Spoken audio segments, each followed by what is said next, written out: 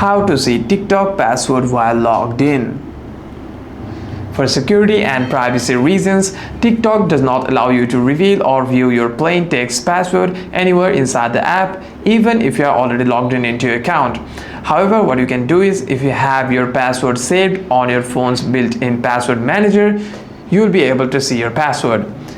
To do so, you want to simply open your settings first, scroll down and tap on Google, and you want to simply tap on your Google account, and you want to simply tap on all services over here.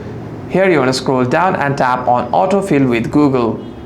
Tap on Google Password Manager, and here if you see an option called TikTok, that means you have an saved password for TikTok. After that, you want to simply open the TikTok application. If you see it over here, type it out your phone number over here, type it out your password over here, and you'll be able to see your password inside that tab. Hope this video was helpful, and if you have any further questions, make sure to leave a comment down below.